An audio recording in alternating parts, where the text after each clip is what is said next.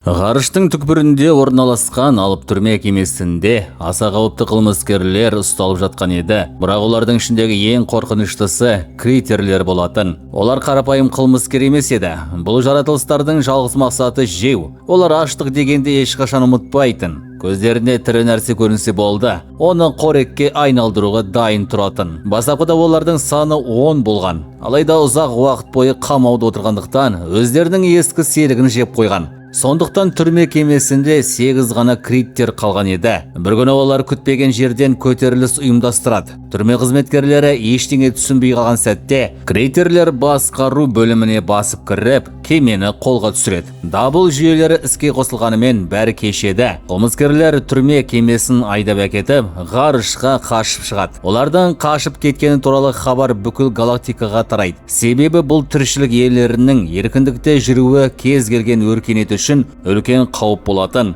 Сондықтан ғарыш кеңсесінің басшылары бірден арнайы жүлде аңшыларын шақырады. Бұлар ең қауіпті қылмыскерлерді аулайтын элиталық жасақ еді. Олардың ерекше қабілеті бар болатын. Олар кез келген тіршілік иесінің келбетін қабылдай алатын. Аңшылар криттерлердің бағытын анықтап, олардың жер планетасына қарай ұшып бара жатқанын біледі. Ал бұл кезде жерде бәрі қалыпты өмір сүріп жатқан болатын. Канзас штатындағы шағын фермада Браундар отбасы тұрады. Отбасының отағасы Джей қарапайым фермер еді. Оның әйелі Хелен үй шаруасымен айналысады. Қыздары Эйприл жас өспірім шақтың қызығына берген қыз болса, ұлдары Бред қиялы, ұшқыр әрі батыл бала болатын. Бредтің ең жақсы көретін ісі түрлі жарылғыш заттар жасап көру. Ол өзін бір күні атақты өнер тапқыш болам деп армандайтын. Сол күні ол тағы да үйдің сыртында тәжірибе жасап жүреді. Қолдан жасаған кішкентай бомбасының пілтесін тұтатып, қауіпсіз жерге жасырынады. Бірнеше секундтан кейін жарылыс болады. Бала қуанып кетеді.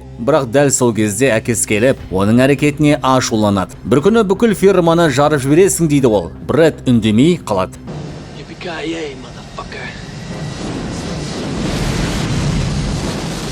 Өйткені әкесі оның өнер табыстарын ешқашан бағаламайтын. Сол күні кешке үйге Эйприл өз жігіті Стивпен келеді. Стив қаладағы ең танымал жігіттердің бірі болатын. Қымбат көлігі, сәнді киімдері және өзіне деген шексіз сенімділігі бар. Кешкі ас кезінде бәрі дастархан басында жиналады. Ал ауылдың шетінде тағы бір ерекше адам өмір сүретін. Оның аты Чарли еді. Чарлидің басты мәселесі ешкім оған сенбейтін. Ол бөтен ғаламшарлықтар туралы үнемі айтып жүретін. Кейде аспанға қарап бір нәрселерді бақылап отыратын. Ауыл тұрғындары оны жай ғана мас күнем деп есептейтін. Алайда дәл сол түні оның айтқандары шындыққа айнала бастайды. Түн ортасына қарай Чарли аспандағы ерекше жарықты байқайды. Ол алғашында метеорит деп ойлайды, бірақ жарық біртіндеп үлкейе береді. Сосын оның ортасынан үлкен ғарыш кемесі көрінеді. Чарлидің көзі шарасынан шығып кетеді. Мен айттым ғой деп айғайлайды ол. Ал кеме орманның ішіне келіп қонады. Оның ішінде аш криттерлер отырған еді. Кеме есігі ашылған бойда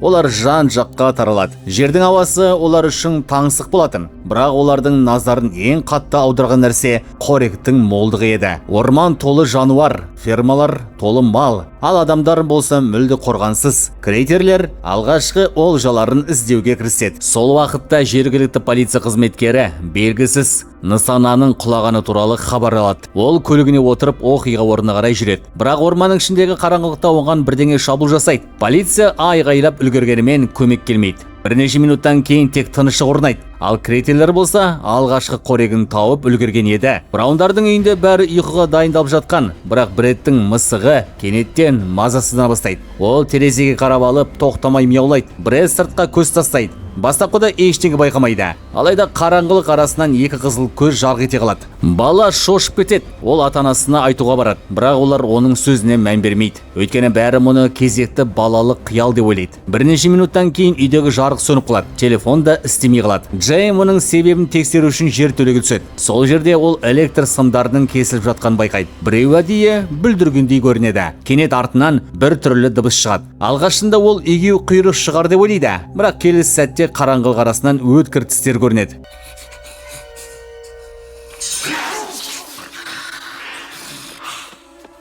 Я не шучу, черт подери! Эта хренотень жива! Артынша тағы бірнеше жұп қызыл көз пайда болады. Джей енді олардың игі құйрық емес екенін түсінеді. Оған критерлер шабуыл жасайды. Олардың кішкентай денесіне қарап қауіпті емес деп ойлау үлкен қателік еді. Өйткені әрқайсысының аузында ұстарадай өткір жүздеген тіс болатын. Джей жан ұшыра қашып әреңдегенде жертөледен шығып кетеді. Ал жоғарыда отырған отбасы оның қорқынышқа толы жүзін көріп, жағдайдың өте күрделі екенін түсінеді. Джей жертөледен әрең қашып шыққан сәтте оның бетінде қорқыныш анық көрінді. Ол төменде көрген нәрсесін бірден түсіндіре алмады. Бірақ бір нәрсе анық еді. Бұл кәдімгі жануар емес, бұл өте қауіпті тіршілік иелері болатын. Осы кезде үй ішіндегі барлық отбасы мүшелері абдырап қалады. Жарық жоқ, телефон істемейді, сыртта қараңғылық қоюланып тұр. Ең қорқыныштысы, бір нәрсе үйдің ішінде жүргендей сезіледі. Кенет жоғары қабаттан бір түрлі дыбыстар естіледі. Біреу қабырғамен жүгіріп өткендей, сосын қайта тоқтайды. Хелен балаларды жинап, бәрін бір бөлмеге тығуға тырысады. Бірақ дәл сол кезде үйдің терезесі сыртынан қатты соғылады. Бір нәрсе ішке кіргісі келіп жатыр. Сол сәтте Чарли ауыл ішінде жүгіріп жүріп, адамдарға ескерту жасауға тырысады. Бірақ оны бәрі тағы да мас деп ойлап тыңдамайды. Ал ғарыштан келген жүлде аңшылар болса жерге толық жетіп үлгереді. Олар бірден критерлердің ізіне түседі. Бірақ бұл планета оларға бөтен болғандықтан бәрі бірден оңай болмайды. Аңшылардың бірі адамдардың кейпіне еніп алған болатын. Ол ауылға кіріп, жағдайды бақылап жүр.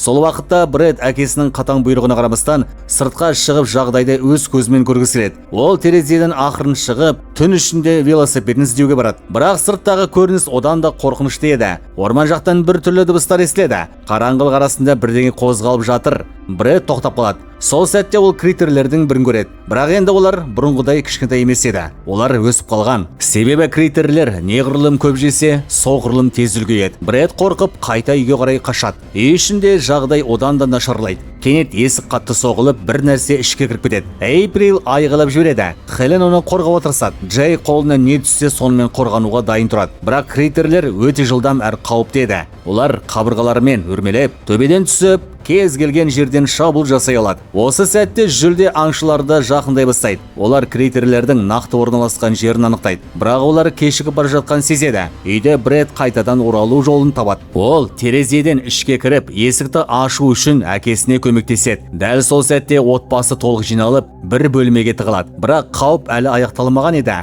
Сыртта критерлер саны көбейіп кеткен. Олар үйді толық қоршап алған. Түннің қараңғылығына олардың көздері ғана жарқырап көрінеді. Сол кезде жүлде аңшылар келеді. Олар арнайы қаруларын іске қосады. Алғашқы атыстар басталады. Жарылыстар мен жарықтар орманды жарық қылады. Критерлер біртіндеп жойыла бастайды. Бірақ олардың кейбірі әлі де өте қауіпті еді. Сол уақытта Чарли де оқиға орнына жетеді. Ол алғаш рет шын мәнінде басқа адамдардың да критерлерді көріп тұрғанын түсінеді. Осы кезде аңшылардың бірі өзінің шынайы келбетін ашады. Ол кәдімгі адам емес, толықтай бөтен ғаламшарлық тіршілік иесі болатын. Олар критерлерді жою үшін арнайы технология қолданады. Үйдің ішінде Джей отбасының қауіпсіздігін сақтауға тырысады. Бірақ бір критер терезеден кіріп Хеленге шабуыл жасайды. Бәрі бір сәтте хаосқа айналады. Айғай, жарық, құлаған заттар бәрі араласып кетеді. Сол кезде Бред қолына түскен заттармен критерді тоқтатуға тырысады. Ол қорықса да батылдық танытады. Ақырында оларды уақытша болса да шегіндіреді. Бірақ дәл сол сәтте ең үлкен қауіп басталады. Критерлердің бірі Эйприлді ұстап алып сыртқа алып шығады. Хелен айғайлап жібереді. Джей оны тоқтатуға тырысады, бірақ кеш еді. Эйприл орманға қарай жоғалып кетеді. Ал Бред бір секундта ойланбай оның артынан жүгіреді. Эйприлді алып кеткен сәтте Бред бір секундты күтпеді. Ол қорқынышты ұмытып, түн қараңғылығына қарай жүгіріп кетеді. Оның жалғыз ойы әпкесін құтқару. Орман іші енді бұрынғыдан да қауіпті көрінді. Ағаштардың арасынан әлсіз жарықтар жылт-жылт етеді. Бұл критерлердің көздері болатын. Бред жүгіріп келе жатып, жердегі іздерді байқайды. Үлкен тырнақ іздері мен қан іздері оның жүрегін одан сайын ауырлатады. Сол уақытта Чарли мен жүлде аңшыларда оқиға орнына жетеді. Олар Бредтің соңынан еріп, оны жоғалтып алмауға тырысады. Бірақ аңшылардың өз жоспары бар еді. Критерлерді толық жою. Орманның ішіне тереңдеген сайын атмосфера одан сайын әрі суып, тыныштық тіпті қорқынышты бола бастайды. Кенет алдарынан үлкен критер шығады. Бұл бұрынғылардан әлдеқайда үлкен болатын. Оның денесі үлкейіп, тістері ұзарып кеткен. Ол ашулы түрде топқа қарай секіреді. Аңшылар бірден оқ жаудырады. Жарылыстар орманды жарып жібереді. Бред осы сәтті пайдаланып, алға қарай жүгіре береді. Ол әпкесін іздеп жүріп, бір үлкен ғарыш кемесіне ұқсас құрылымды көреді. Бұл критерлердің кемесі еді. Ол ақырын жақындайды. Ішінен әлсіз дыбыстар естіледі. Бред жүрегі қатты соғып ішке кіреді. Кеме іші қараңғы әрі ылғалды еді.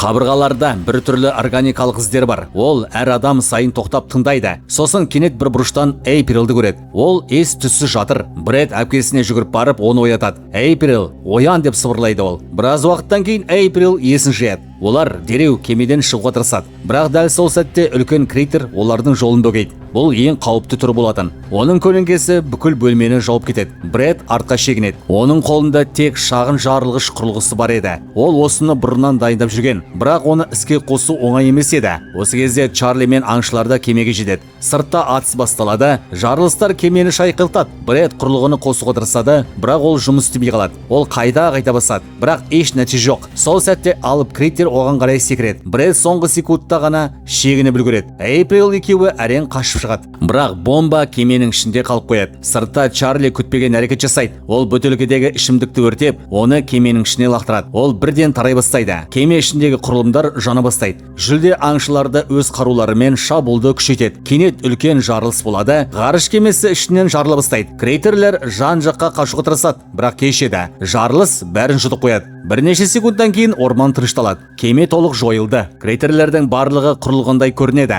Бред пен Эйприл құшақтасып тұрады. Джей мен Хелен де аман қалған балаларын көреді. Барлығы жеңіл тыныс алады. Сол кезде жүлде аңшылары жақындап келеді. Олар өз миссиясының аяқталғанын түсінеді. Аңшылардың бірі Бредке ерекше құрылғы береді. Бұл еселік әрі байланыс құралы еді. Олар қоштасып, ғарышқа қайтуға дайындалады. Бірақ кетер алдында олар Бредке бір белгісіз мүмкіндік қалдырады. Бред құрылғыдағы батырманы басқанда, бір сәтте үйдің айналасы жарыққа толады. Қираған үй біртіндеп қайта қалпына келе бастайды. Барлығы таңғалады. Кейін жүлде аңшылары ғарышқа қарай ұшып кетеді. Браундар отбасы аман қалады. Қауіп жойылады, бірақ бұл оқиға олардың өмірін мәңгі өзгертеді. Орман қайтадан тыныштыққа оралады.